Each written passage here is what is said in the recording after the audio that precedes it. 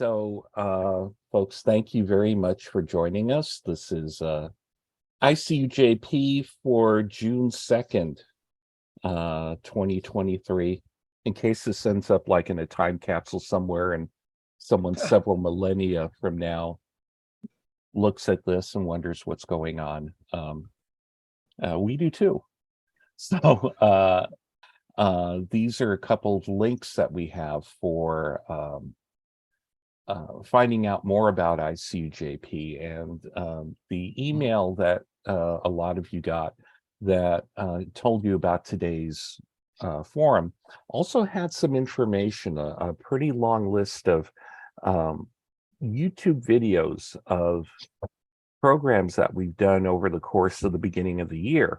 Everything from talking about the Herbie Hancock Institute of Jazz to the Palestinian issue to policing, to everything that people that live on this planet are concerned about for other individuals and the planet at large. So there's a great resource there, finding out more about the organizations that we work with and the ICUJP in general. And that Linktree link right there has all of our YouTube and Facebook and Instagram links. There's a nice little link where you can get a lovely t-shirt that I still have to get out of the washer, or else I would wear it today. And there's also on the ICUJP org list, there's a big button that says donate. And we're hoping that a few people can do that, because we do have a small staff, and there's a lot of things that are going on that we need help with, especially transitioning from a live meeting that we have with people in a specific place, like we used to do at Emmanuel, over to doing hybrid and Zoom calls like this. So any donation that you can give, that would be great. Carol Francis, I think you had a reflection that you wanted to do. Yes, I do. The floor is yours. All right.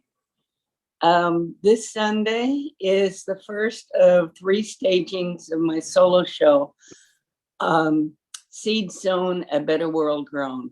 It's part of the Hollywood Fringe Festival, and it's the story of a girl growing up in a Republican family during the McCarthy era, and the seed sown before her that made her end up as a teacher in Watson, Compton, and an activist for justice and peace.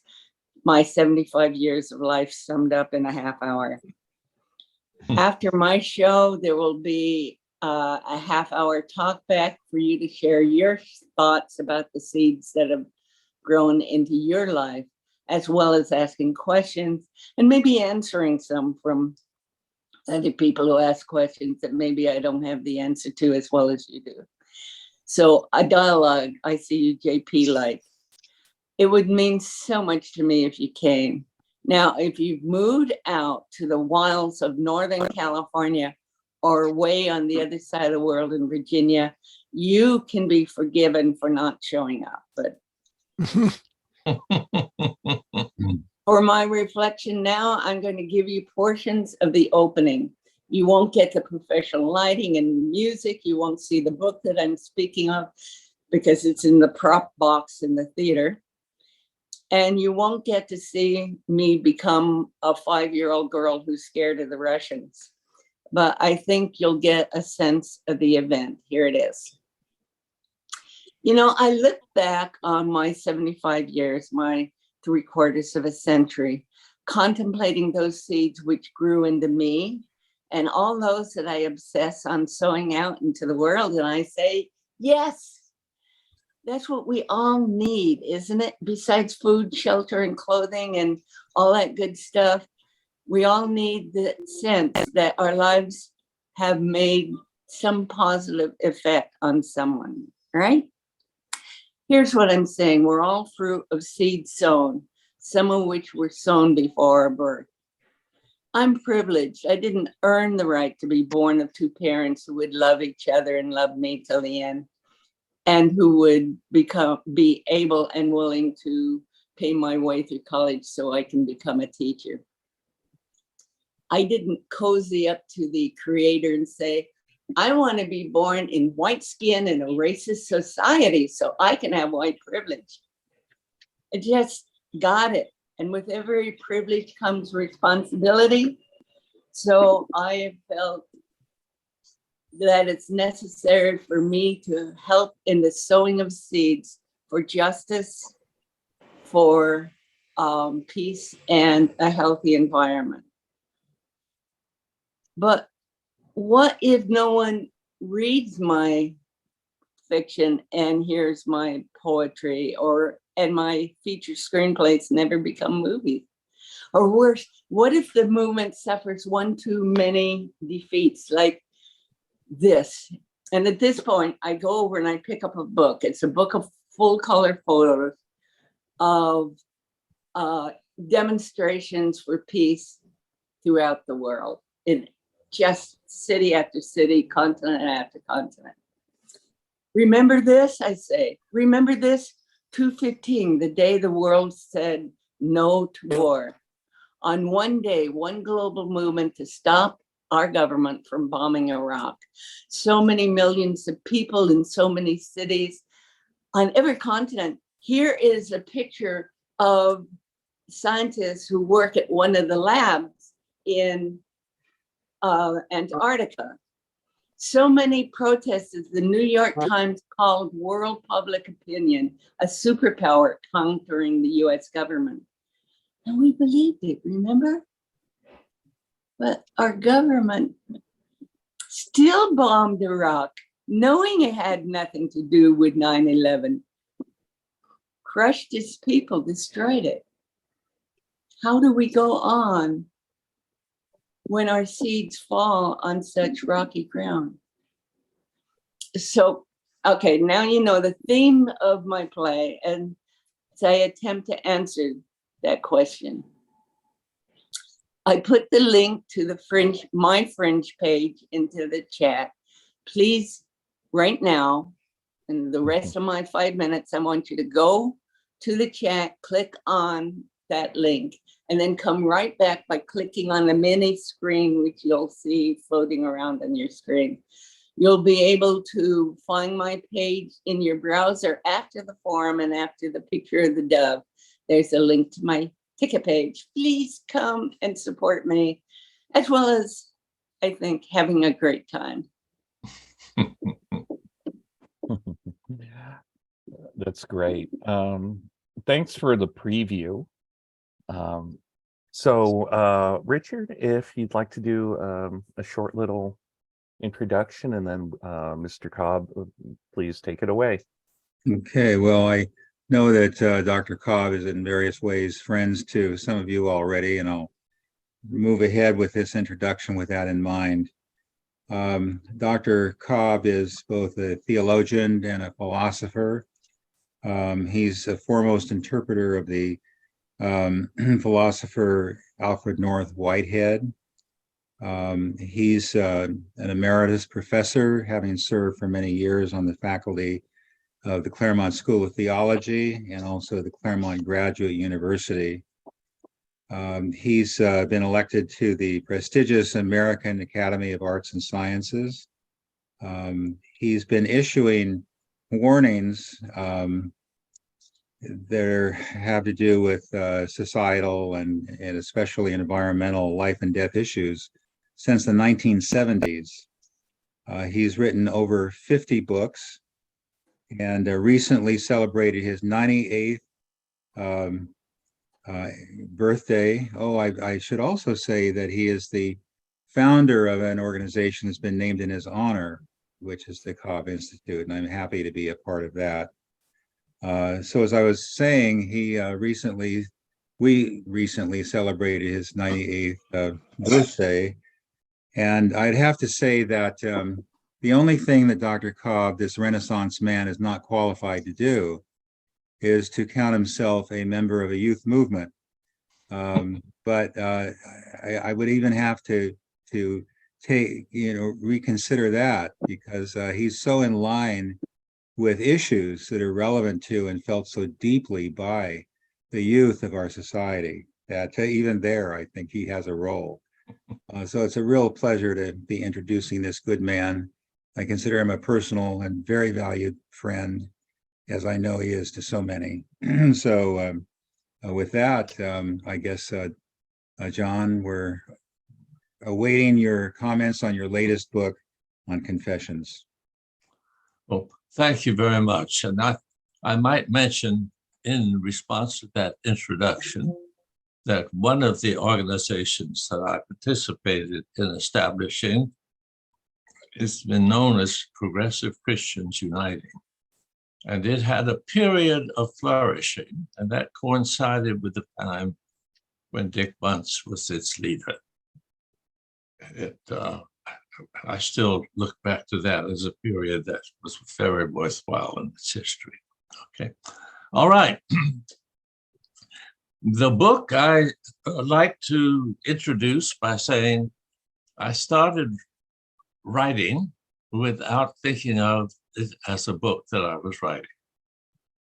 It's I've written a lot, but it's always been to some particular group in my mind. I don't mean that everybody in the group ever heard of it, written from the point of view of some particular group. I've written books from the perspective of being a process thinker, and I've written books just about environmental matters, or about how we should respond to them.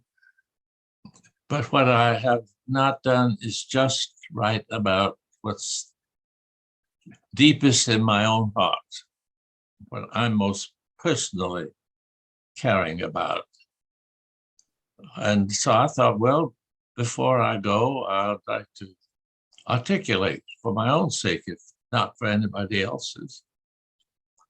And since my passions are so closely tied into current events in the world, a lot of it was, I was writing things that were obsolete the next day, talking about what's happening in the world is not something that belongs in the book.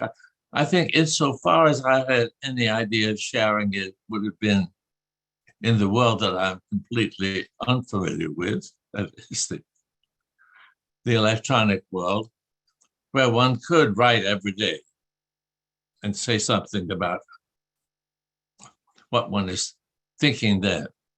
But in any case, I got talked into turning it into a book. I threw away 50 pages of comments about current events. And even it's in terms of the kinds of things that make a book, which is certainly not talking about current events, the features, the things that I'm most deeply committed to, I still have not always written about. My first chapter is about loving enemies. That is an idea that was brought into the world by Jesus, so far as I know.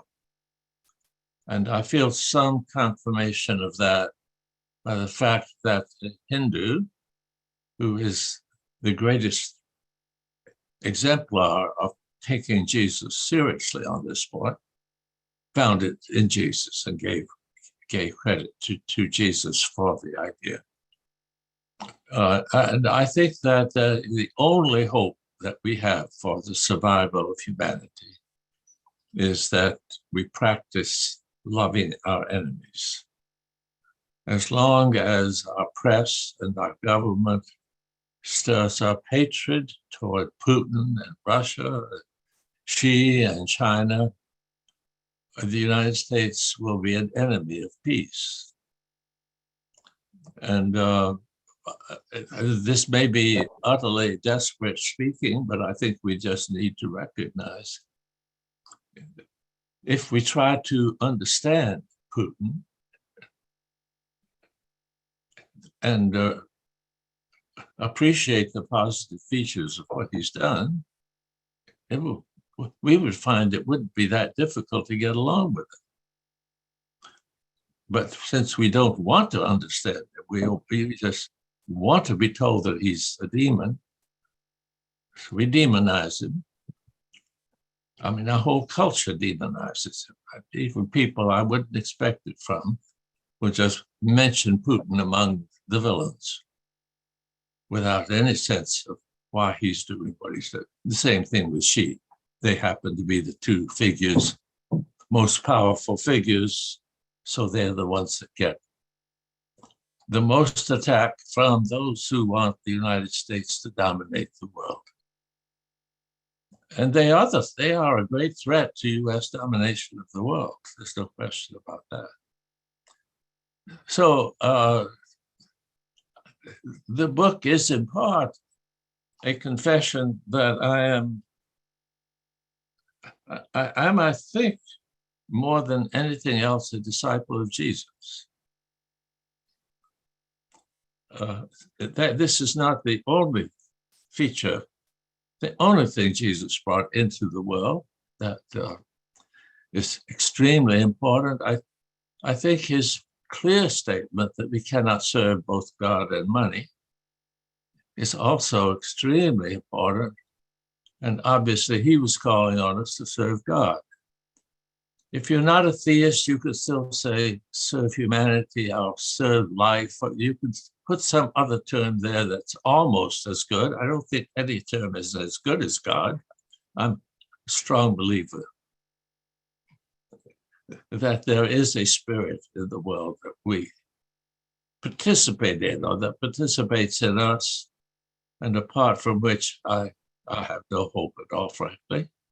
So I guess I like best the term the Holy Spirit, but the Holy Spirit is God. So, okay, so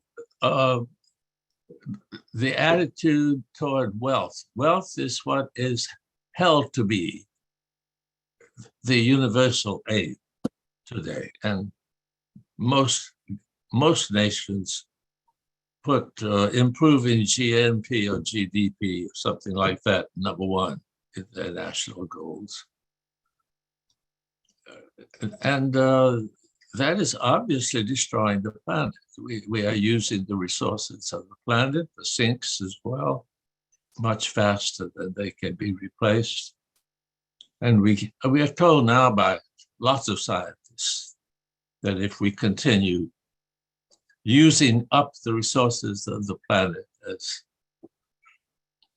rapidly as we have been, that we are destroying it. And of course, we are not only planning to use it as fast as we have been, our whole culture is aimed to use them fast. So while we talk about the importance of making changes, basically we have not changed. Again, I don't mean that Jesus is the only source, but no one is clearer than Jesus about what happens if money is our goal. And I think there are other. I think Jesus is very clear that it's the least of these to whom we should give the greatest attention. And for him, the least of these were humans. And I certainly agree with that. But I think that it opens the door for us to also think of the other creatures on the planet. Not simply think they are.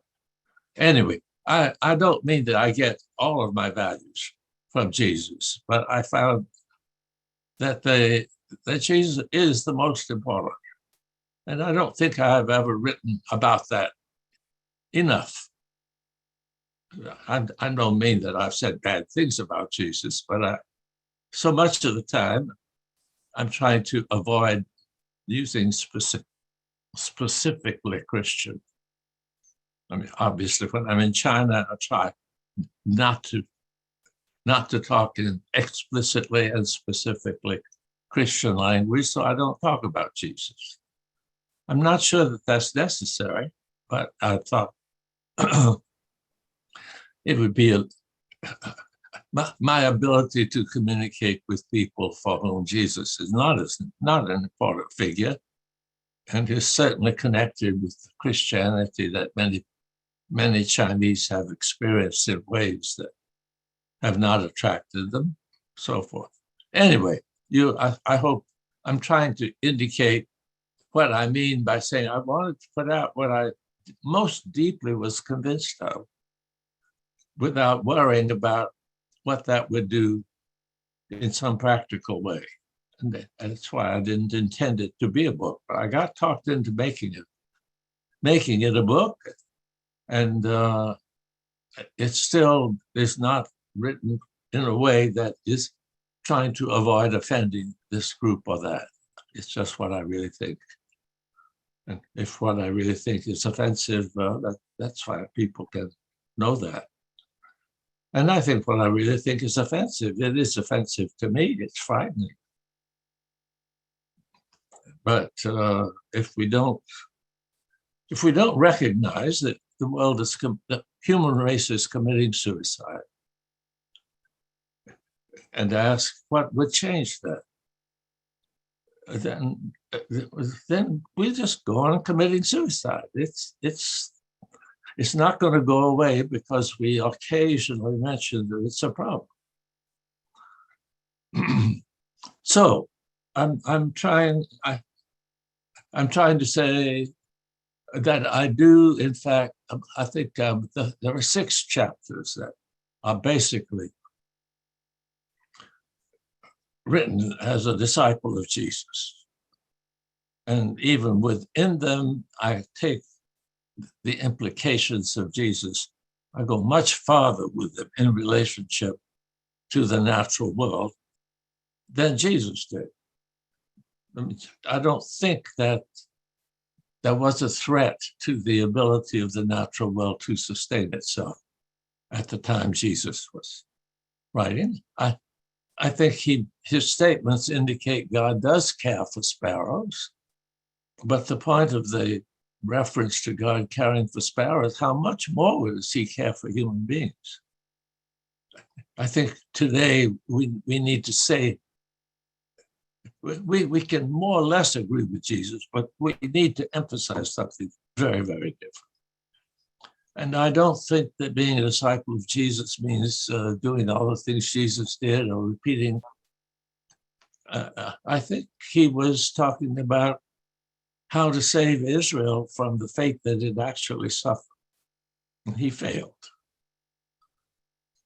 The Jews continued to hate the Romans and to try to throw off Roman rule. And eventually the Romans got tired of it and dispersed the Jews from their native land. Jesus thought that his role as Messiah was to save Israel from the fate that actually took it over. So following Jesus is not necessarily a very encouraging thing.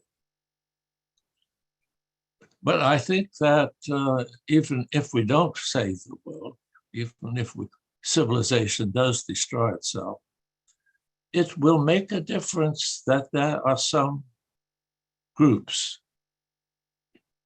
that are already seeking to live in a way that may be able to sustain itself as the civilization collapses. So I don't think Jesus, by being a failure, I think he was a failure of an amazingly and wonderfully successful failure. He had, and I think that it's worthwhile trying in that same respect. Maybe it's useless to try to persuade the nations of the world to put the well-being of the whole above national power and control. And to persuade the billionaires that it's more important that there be a healthy earth than it is that they own it all. Maybe those things cannot be done. Jesus didn't succeed. We won't succeed. But if we could have some of the kind of influence that Jesus had, I think there is a chance that some small communities that are able to support themselves, that are relatively independent of the huge economic systems, above all, that can feed themselves. That's number one requirement. I think there will be survival. I don't think that collapse means extinction. And I think that what happens, what we do now can have some effect. I don't have some plan for getting from here to there. But I think it's worthwhile trying to tell the truth, trying to say what would be a healthy world, what would make indefinite survival possible. And I think we would come back very close to Jesus' message. But there are some things that I have become very much concerned and interested in, and think are very important for people to understand, that I wouldn't claim to get from Jesus. And I don't think being a disciple of Jesus means you don't learn from others.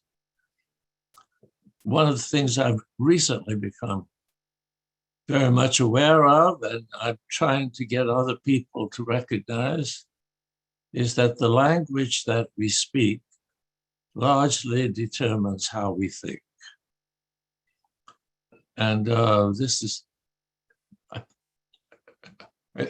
look back, since I think you know, I'm associated with process thinking, so you won't be surprised that I'll say the first great process thinker was Gautama Buddha.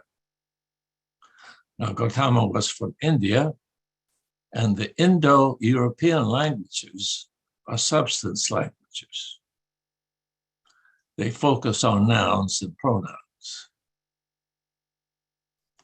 And Gautama still, to this day, has very little following in India. But when Gautama's message went to China, Korea, and Japan, it went to languages that are process languages. And it was hugely successful. Now, of course, it's my hope that if we realize that the way we think, that the mistakes we make in our thinking, since I think substance thinking has been shown in the development of science not to be able to deal with what we know scientifically. It's some part the fact that a metaphysics conflicts directly with scientific fact ought to weaken the hold of that metaphysics on the human mind. It hasn't done so yet. But anyway, I'm still hoping. But we've had the same experience, that the process thought is extremely difficult to really move forward in the United States or in any place where European languages are spoken. But when he went to China, very quickly, 30 universities established centers.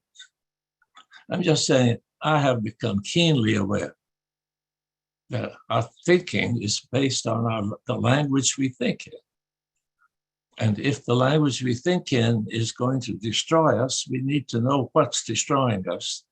And that might give us some leverage and freedom. So that's something, obviously, I don't learn from Jesus.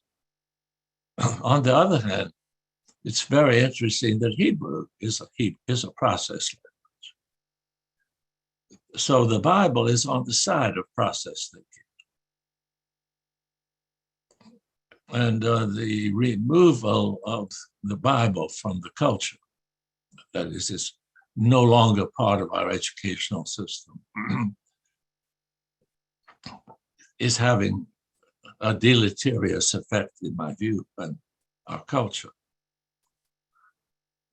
So I talk about that. I haven't felt, I didn't know where to talk about that kind of thing.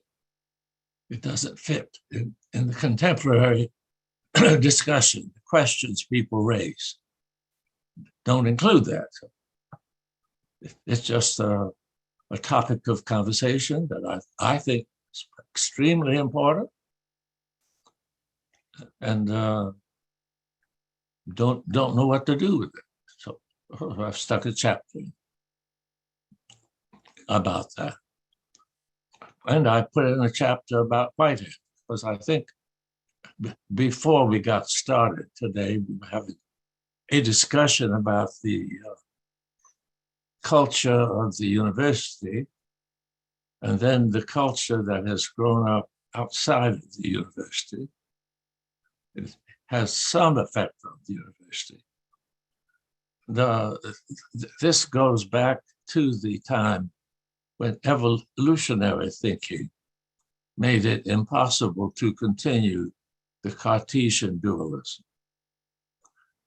And when the Cartesian dualism was ended, many people thought that this meant that nature was not all mechanical after all. But the victors in the university are those who thought it shows that human beings are machines too. The study of human beings is deterministic, reductionistic. But there were a few people who did. Bergson may be more famous than Whitehead, but Bergson opposed that, thought we needed to shift from the model of the machine to the model of the organism. That means that living things are more fundamental in the natural world than inanimate. When we probe more and more deeply, some elements of animation remain in the things that we study. It's only large groups of entities that seem to be completely inanimate, that is, the animate. So it's a fundamentally different way of understanding the world. And although Bergson, I'm enthusiastic about Bergson, he doesn't deal with the mathematics, the hard physics. I think Whitehead is the one thinker who shows us what it means to understand that all things are integrated, grow out of the same bits of world, the way in which they're all related. I don't think there is any competitor in presenting us with the worldview that really fits the findings of science and contradicts the metaphysics of science. And I think if it could succeed, and of course, as I've said, it's easy for it to succeed in cultures that speak process languages. At least has a much better chance there. So these two things are not irrelevant. But although, of course, I'm not everybody, people who know me know that I'm enthusiastic, Whiteheadian. I'm not sure they understand that this is not just choosing one philosopher among many, it's choosing the philosophy that has a chance of making us think wisely about the world at the present time. And then I didn't give up altogether my deep personal passion for what's happening right now. We were someone was speaking earlier about the efforts to get the United States to stop destroying Iraq when Iraq had done nothing whatsoever to justify any of that. I think unless we apply our deepest concerns to what is actually happening in the world right now, I want to be a disciple of Jesus, and I think that means living it, or trying to. And being a disciple of Jesus doesn't necessarily mean a good disciple, doesn't mean an adequate one. It just means how one thinks about what one should be doing. So I think that the decision of the United States growing out of 9/11 to adopt the neoconservative foreign policy, both political parties have done that, which is to make the United States, it's really not the old-fashioned empire, because this is an empire run by and for the sake of the transnational corporations. But the United States is assigned by those corporations the job of doing the military and political work. Now, I try to understand positively, why people would think that this goal of having a single global market so that national boundaries cease to be important, a situation which, of course, can only happen with military imposition. Why that is worth so much. But if you just think in terms of economics, then it is the ideal. I mean, if there are no boundaries to the goods can be produced where it is cheapest to produce them and can be sold where the best price comes, you will get the most rapid economic growth. And if the goal of life, and the goal of politics, and the goal of everything else is to increase the production, that's the right way to go. So it's an idealism. But of course, since I'm very convinced that simply using up the resources of the world faster is not a good goal, and since I am also convinced that the only way in which you could have a single market is if you can have, as they agree, that just the United Nations can't produce a single market. You've got to do away with national power, and the only way of doing away with national power is to make one nation have all the power. So it's perfectly logical. It's just bad goals. It's bad metaphysics. It's bad theology. It's terrible because it's speeding up the self-destruction of the planet. Okay, I think I've talked enough that you'll get a sense I have some strong convictions. Well, I'll let others speak about, or ask questions or make comments before I do. Was there anybody who, well, Steve? Thank you, John, so much. It's always so provocative and enlightening to listen to you. Almost every sentence triggers a series of thoughts and questions. We have some time this morning, and I think all of us, certainly I would benefit from a fuller expansion on your contrast between substance language and process language. Take some time to unpack that, and I think we'll all benefit from that. Okay, I'm happy to do that, and I'll begin by trying to say how our language encourages us to think. Of course, there are always lots of exceptions, but standard Indo-European languages, and English being one of them, build around something. It can be, and it's expressed usually as a pronoun or a noun. The word I is one of the most frequently used words in the English language. Now, I grew up in Japan, and I had some sense that this was strange. When I heard Westerners speak Japanese, the word watashi was repeated over and over and over again. Watashi is that word for I. But when I heard Japanese speak Japanese, I very rarely heard the word watashi. And so in the Japanese language focuses upon the verb, and does the noun is sort of understood. I'm told in Chinese there is really no clear distinction between nouns and verbs.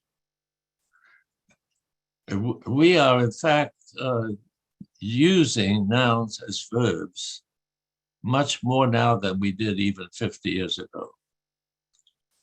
I think, I may be wrong about my dates, but I think even 50 years ago, the word pastor was a noun. But it has become a verb just as much as a noun.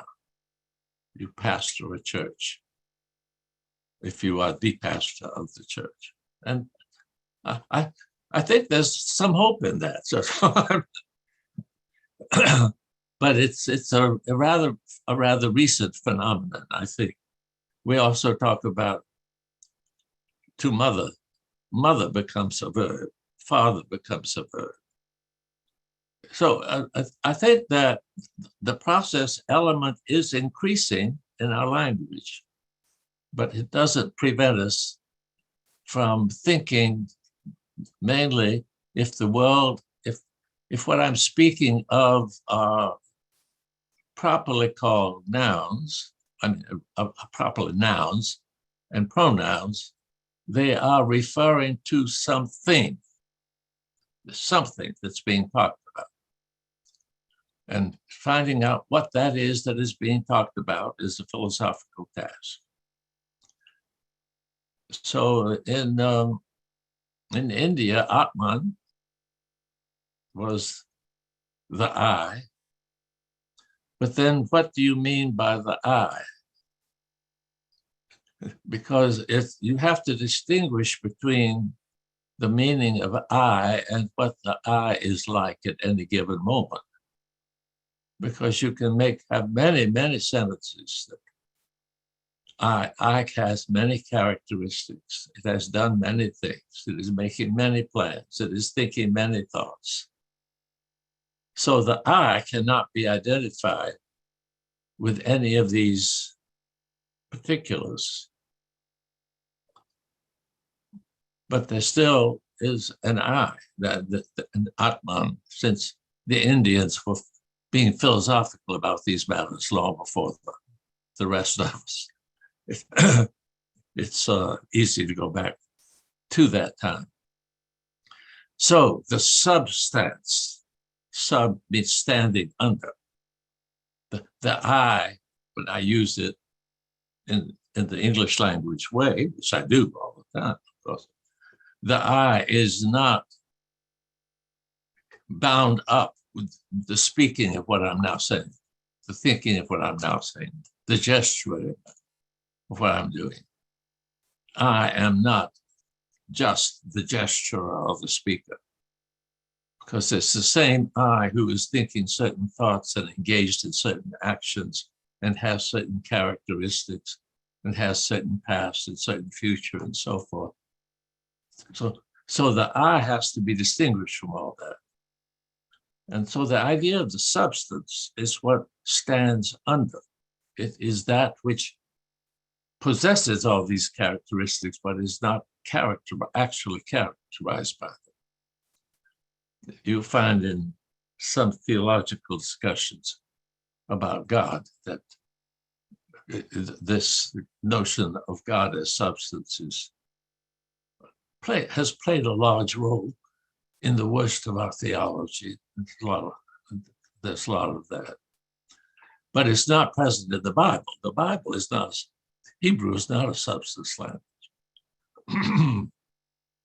So one of the things that happens, and one of the reasons I prefer to speak of myself as a disciple of Jesus than as a Christian, is because Christianity meditates about the substance of Jesus. And all of that is distortion of anything we find in the Bible. I'm not criticizing people. It's natural that we think the way we speak, that are what we. So, if you don't, if you don't begin with questions, I think I is the most important for most people, the most important substance. But you can say the same thing about this computer has certain characteristics, but those characteristics could change, and it would still be this computer. I mean, that's the way our language works. This computer could be sitting here and refusing to show me anything, and it would still be the same computer. The substance does not have the characteristics. I mean, you have to distinguish the substance from its characteristics. And in the Chinese language, my friend, I don't know Chinese, and I'm not even trying to learn it, but he was saying that you cannot distinguish between nouns and verbs. That's startling to me. I thought you'd have to do that because we make a very clear distinction between the substance and what it does, because it does different things at different times. But if you speak a language that doesn't point to the noun, the focus is on the activity. The verb, the action, excuse me, the action does not exclude the fact that there are things, less changing things that are involved in the action. But whether it's I who am acting or someone else is basically understood by the way, by the context and so forth. It is not highlighted as the most important question. So it is possible, I mean, what Buddha decided was that the I emerges in every moment and is a different I, which means there is no Atman. There is nothing that is constant through all time. Okay, ask questions. I have no idea whether you've understood anything I've said. Yeah, no, it's understandable. Yeah, I think so. I've done like reflections with this group where my curiosity about language came up. Things like portmanteaus being a window into the zeitgeist of a certain group. I think I even mentioned there's a science fiction author that was somebody I read a lot when I was young. Samuel Delany wrote a book called Babel 17 about the idea that one of the weapons that a organism would use against humans is the idea of a language, of changing, changing the essential, the hard drive essentially of the human mind, because of the way we internalize language and stuff. Well, we think in language. yeah. It's very difficult to think without words. It is, but I also found out there are people that actually do not have an internal dialogue when they think, which is, I mean, I have no idea how that works. Bonnie, I know you wrote a question in the chat, but go ahead. Thanks. Yeah, before I go to that, I think this question of do animals think, and if they think, and what is thinking, right? I mean, I think there's a whole broad, possibly evolutionary question about what thought is. But I mean, there is a philosophical position that rejects the idea that substance or the material is unchanging.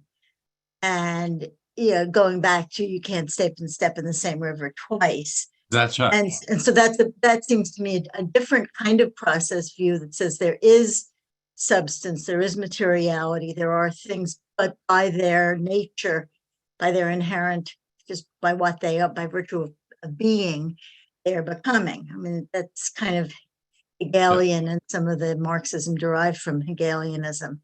I just wondered if you'd want to say a little bit about the relation.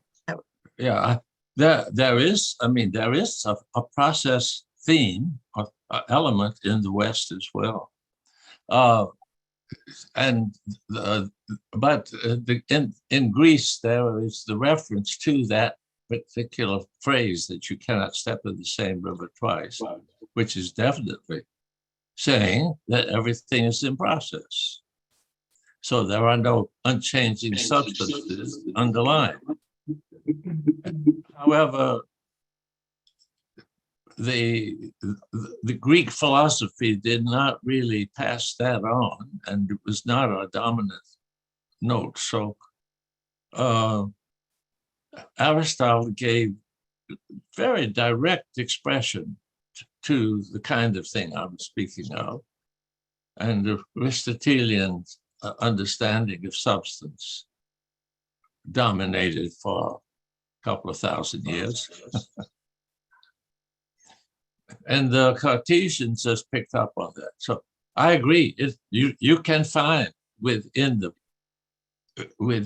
Western philosophy, and then because you see the Bible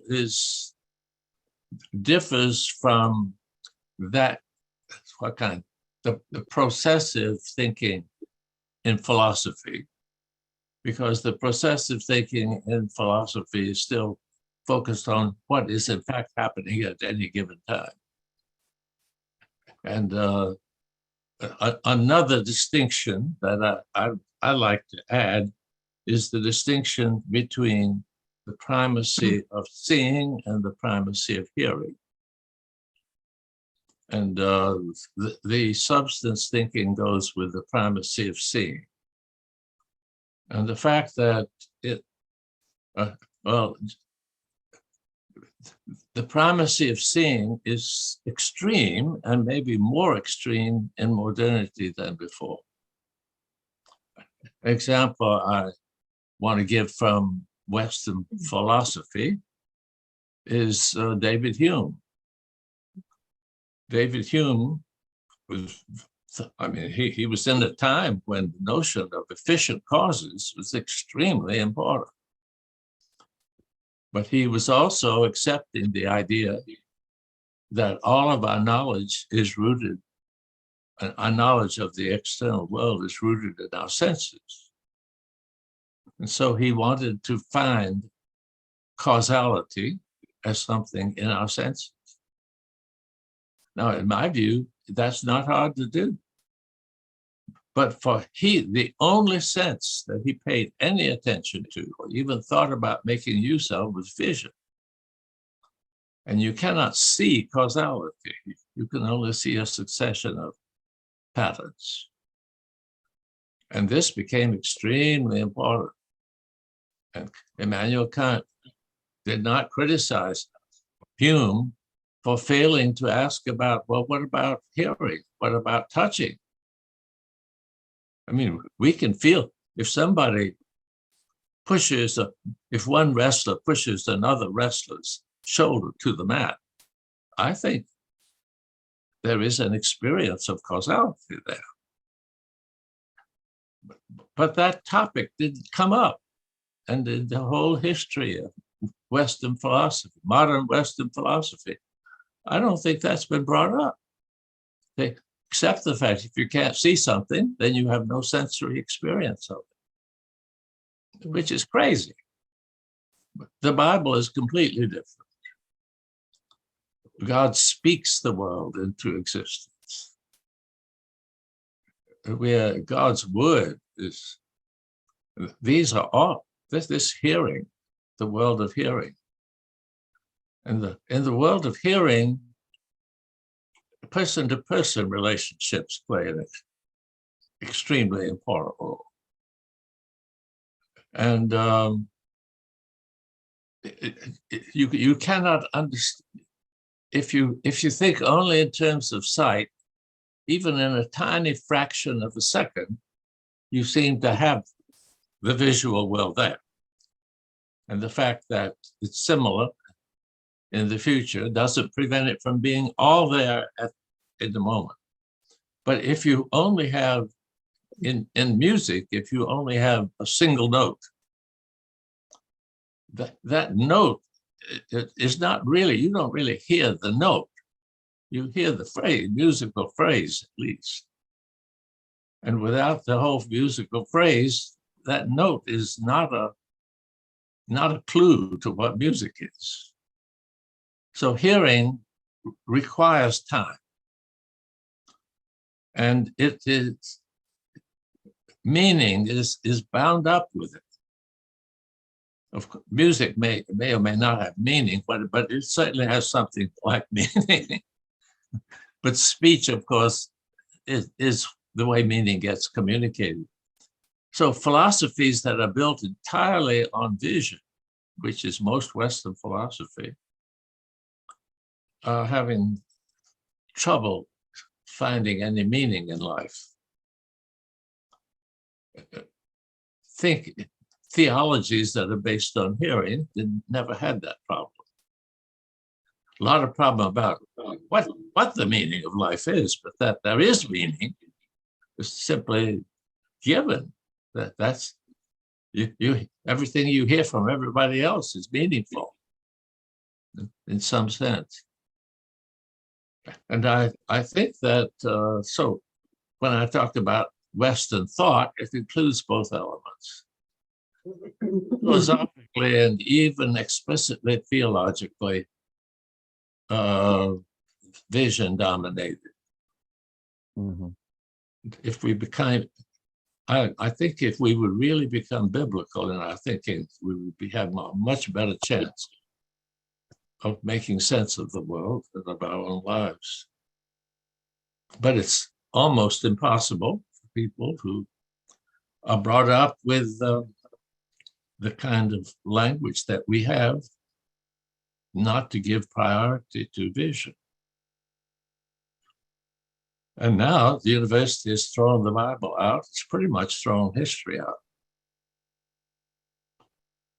You can still study the past, but you don't study the past in the way we have studied the past in the past.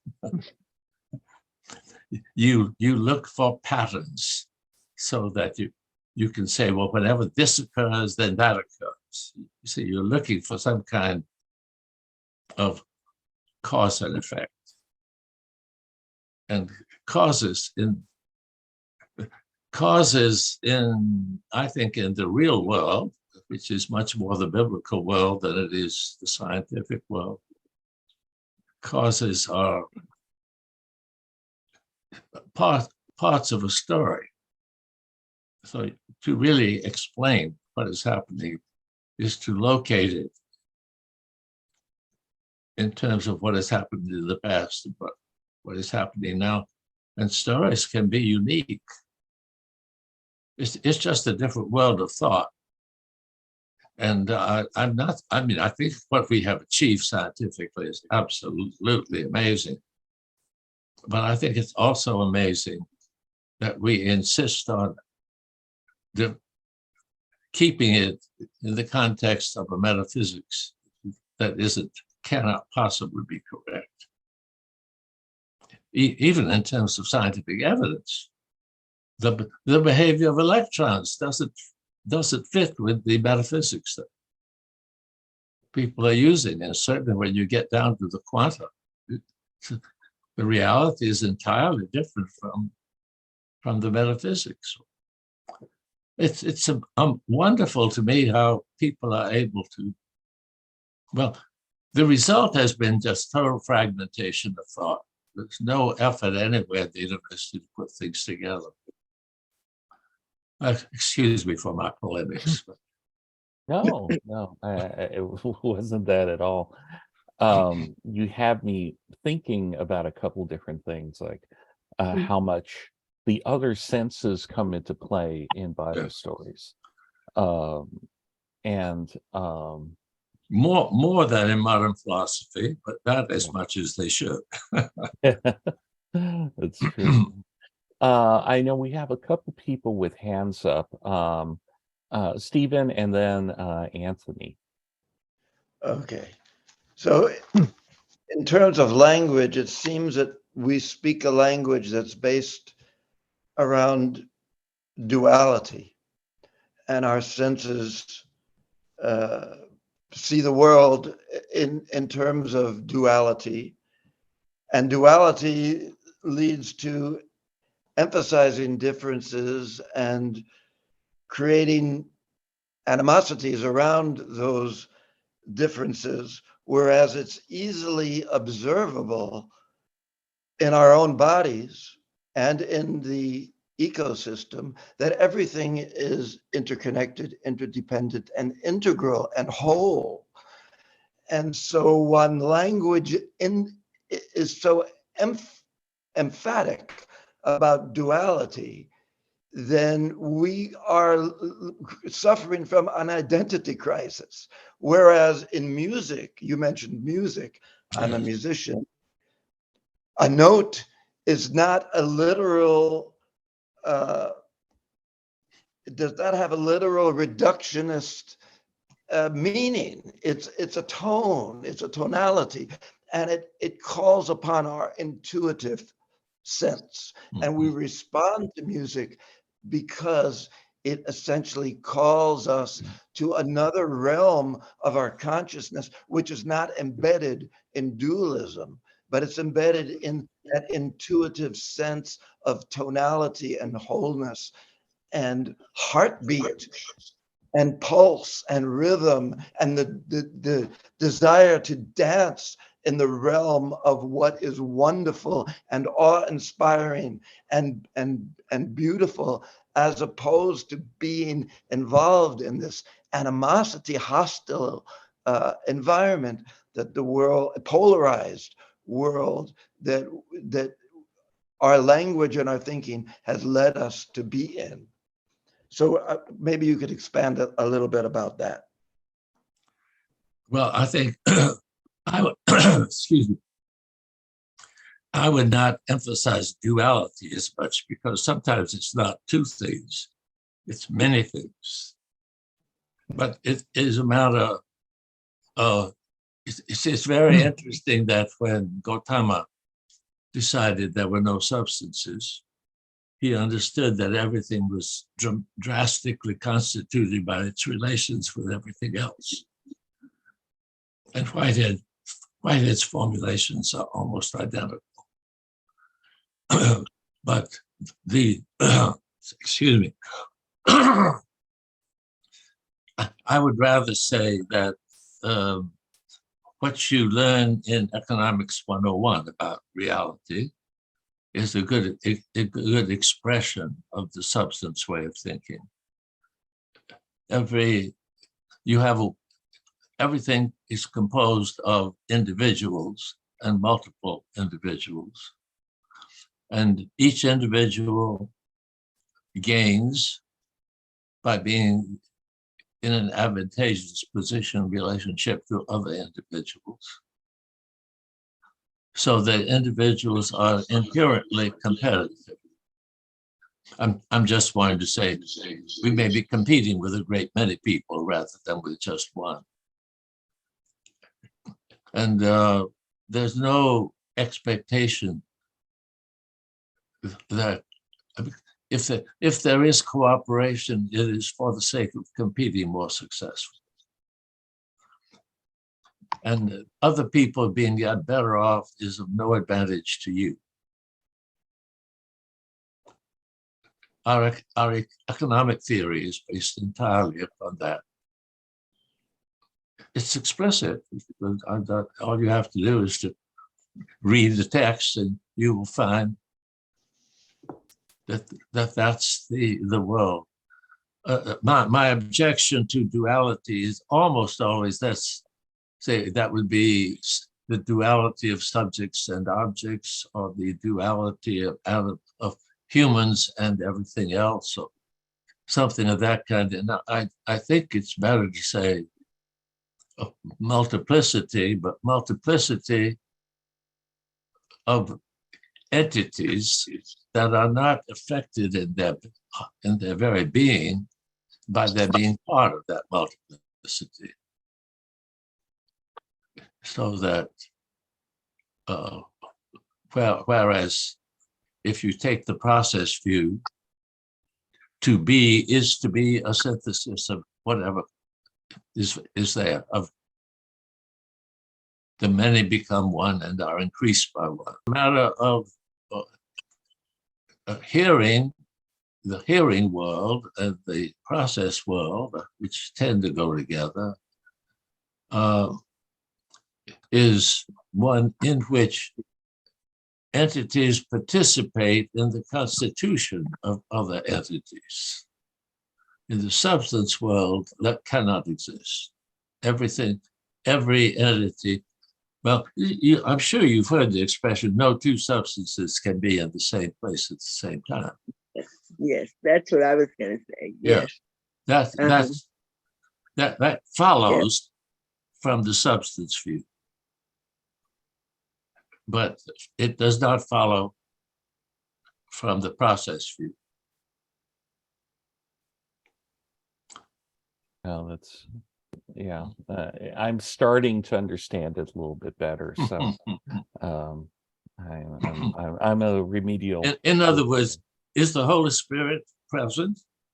And if it's present, how does it fit in? I mean, there are other things here. If the Holy Spirit is a substance and the molecules are substances, how can the Holy Spirit be present? That didn't bother the Hebrews, because they weren't thinking in terms of substances. But once you think in terms of substances, they end up in all kinds of dilemmas. True. Anthony. Oh, thank you, John. That insight is very, very helpful. I think about the gospel that you're named after, where Jesus says, "I am in you as you is in me." Yes. The sense of we can participate inwardly with the reality. I wanted to bring up a Quaker thinker that's had a big influence on me, Howard Brinton. He's kind of the premier Quaker theologian of the 20th century, and I wrote a book about him, and his theology was profoundly influenced by two things: modern physics and holism. And so he learned from modern physics that modern physicists don't look at the world in terms of what something is, but more in terms of what it does. You define something about what it does. And he applied that insight to religion. He said that all too often Western religion, especially since Descartes, has focused on dogma, on external beliefs, rather than on what is it that we do that manifests what we are. Sounds like good process thought to me. Yes, and so he also distinguishes between mechanistic thinking and organic thinking. The inward light of Quakerism versus a God who's external and kind of controls everything from outside of us. That leads to ideas like continuing revelation, that there's not a fixed set of beliefs that go back in the past, but that we are continually new truth is being revealed to us. And finally, the important idea for him was holism, that the whole is greater than the sum of its parts, and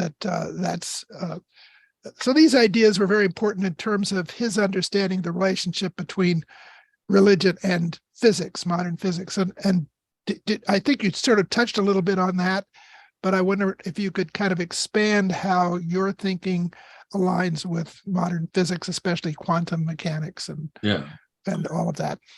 Okay. Well, what I've said several times, I think, is that physics has produced a great deal of evidence that it cannot encompass within its habitual metaphysics. So physics needs to change to a process of metaphysics in order to have a coherent vision. But the option that has been chosen by the university is simply to have a lot of different academic disciplines. And to practice one discipline, you don't need to know anything about other disciplines. So quantum physics is one discipline, and there are a lot of other disciplines. Quantum physics shows that the assumptions of the other disciplines are wrong, but that's not part of the other disciplines. Each discipline is treated as a substance.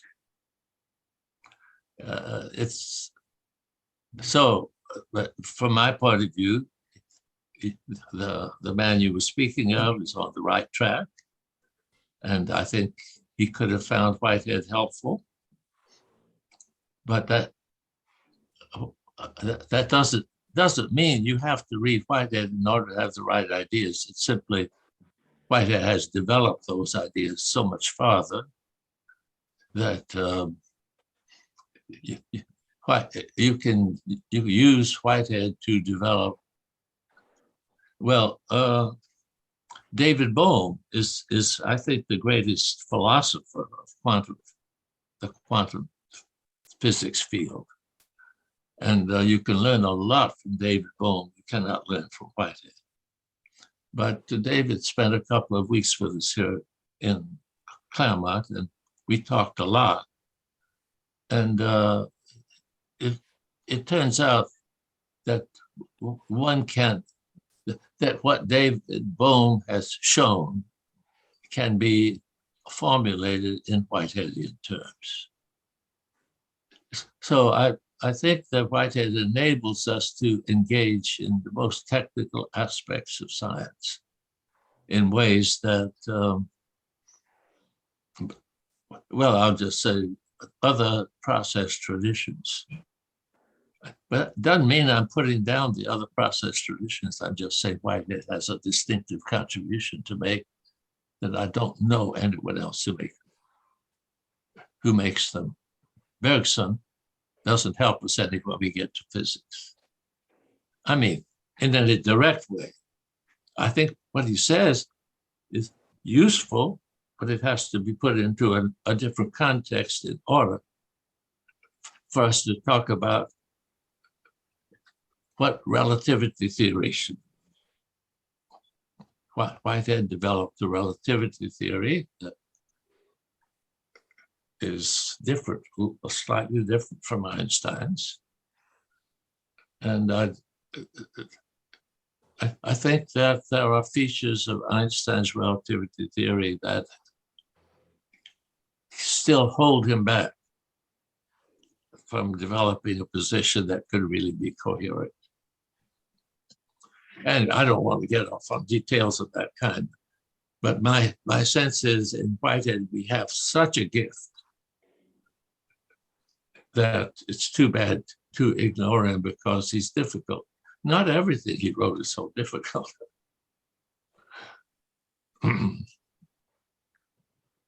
No, he's someone I plan on reading about a little bit more.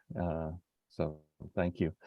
Carol Francis, if you'd like to go Great. first. Steve asked the question I was originally going to ask exactly, but building on that whole concept of the word and how Europeans and European speaking languages and others see the world differently. Could you give us a specific example of, say, maybe an event happening and how a process thinker would respond to that would be different than the way a substance speaker would respond to that? Well, a substance thinker would normally want to analyze what the entities involved in the event are. Whereas, because the events are not, that's not a substance. The word, of course, they know there are events, but they explain events in terms of what one set of entities does in relationship to other entities, and the characteristics that these entities have, and the characteristics that those entities have. Whereas if you take event as what the world is made of, you won't try to re-describe it in terms of something different from events. In other words, substance thinkers say event is not an ultimate. Event is what happens under certain circumstances to certain kinds of substances. Okay. And we say, no, the event just happens. It is. And there are no substances. So the attitude toward events is very different. Yeah. And I guess the most explicit difference would be that the event will be, first of all, analyzed into to whom are these things happening. And that is not a meaningful way of going about viewing events in process understanding. True. You see, which is primary, and what one of you was just talking about. Let's say the Quaker was, I think, just talking about this. It's not the timeless entities that are involved in temporal events that are primary. The temporal event is primary. And if you want to abstract something from it, you can. But remember, then you're dealing only with abstraction. A human experience is an event. And to analyze it into something else than an event is to misrepresent it. I see. Okay. Doc Ruby, do you have a short comment? Very simple.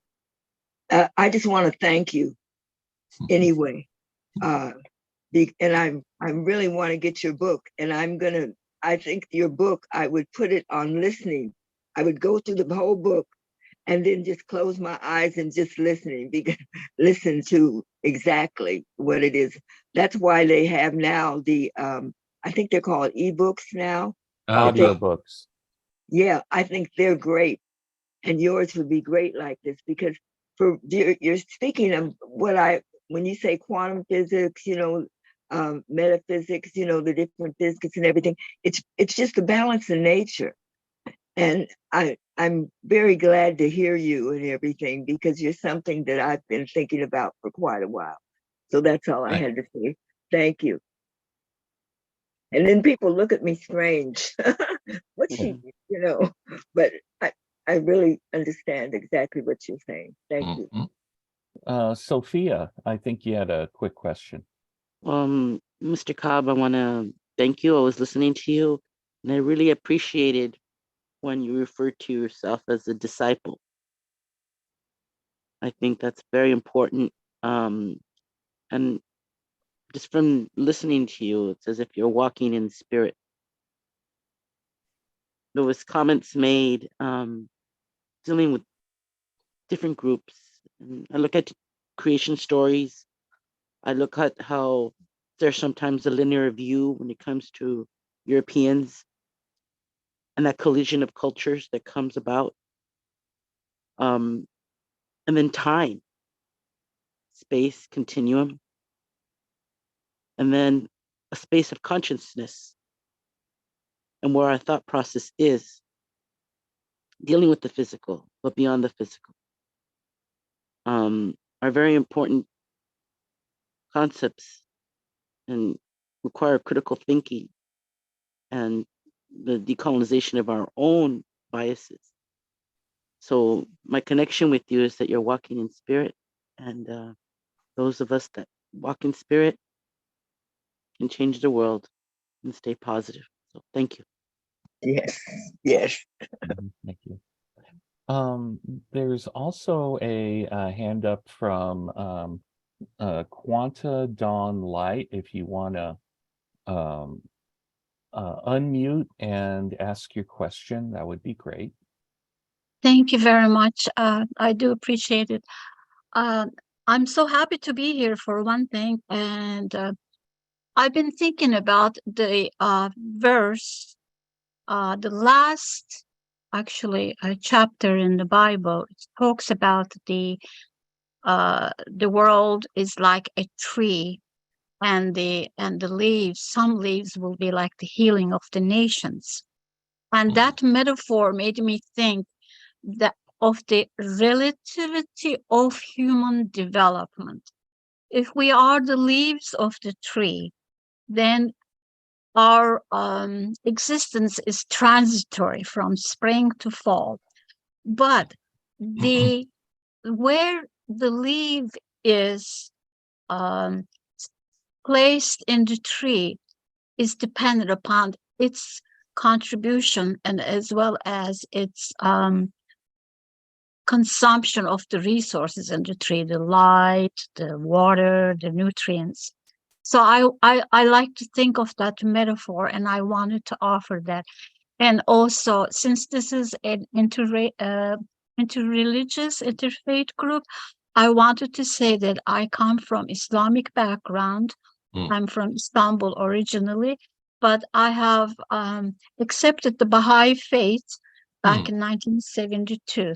So that I just wanted to share that as a contribution to the interfaith aspect of your group. Thank you very much. Well, thank you. Certainly, without the tree, the leaf cannot exist, but without the leaves, the tree dies. Yeah. The mutuality of mutual requirement is built into the natural world at every level. Yeah. So we have time for, I think, one more question. It's from Daniel Tam. I'll read it. So I appreciate your pointing out that our nation's preoccupation with the GNP is destroying us and the world, the message of ecology. How do we meet the challenge of communicating that message and presenting a hopeful, useful alternative to bring about metanoia, the change of hearts and minds? Yes. Well, I've been trying for some time. I wrote a book with Herman Daly called For the Common Good, in which we were hoping that we were offering a different way of thinking about the economy.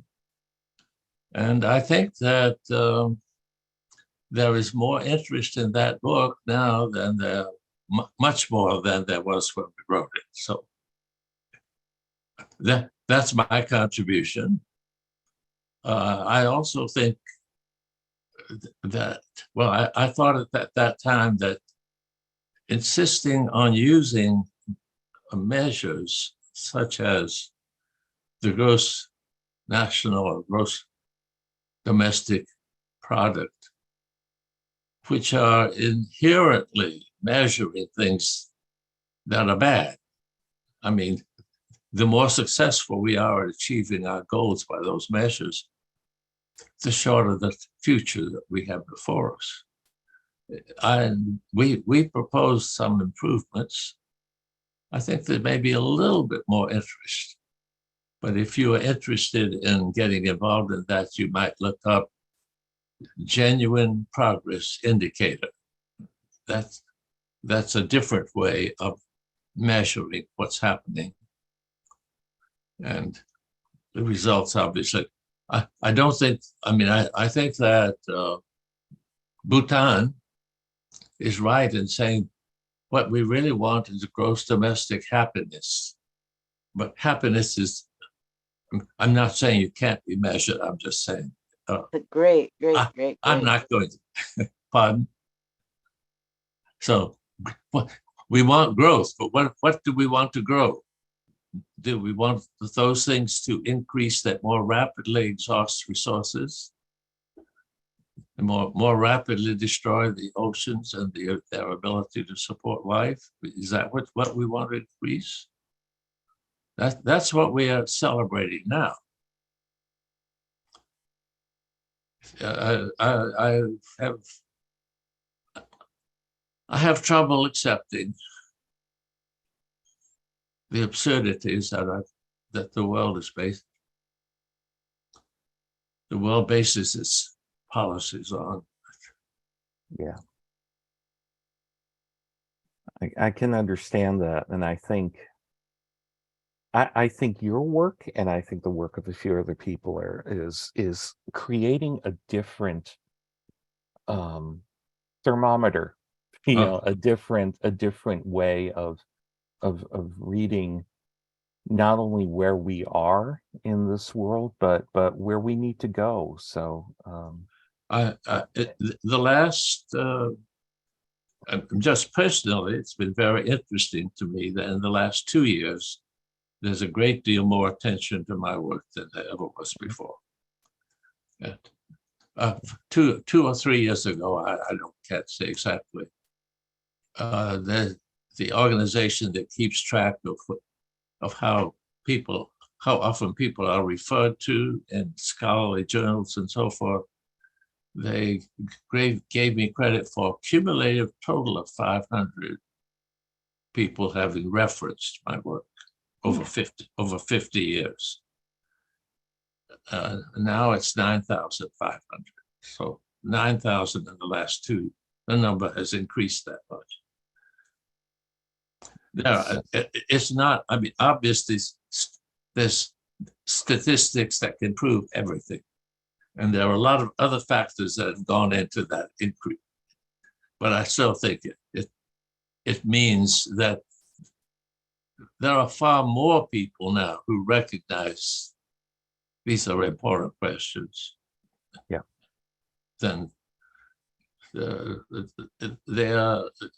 main problem now is that recognizing reality is so painful, so frightening, so disturbing that to push it may be destroying people's psyches. Yeah. And so some of us, and the end of our book, let me just say that, I got, Bonnie Tarwater has been a good friend and associate, and she came up with the idea that the reason people couldn't read the book was that as an individual, you just don't know what to do. And it makes you uncomfortable. And you don't see any point in being uncomfortable when there's nothing you can do about it. And there are psychological factors. We have ways of avoiding what is upsetting. But that if people could be organized into support groups, in a support group, you can deal with a lot of things. that you can't deal with by yourself. So the book ends with a call for support groups to help people deal with the reality of the world and use creative imagination, figuring out how to respond.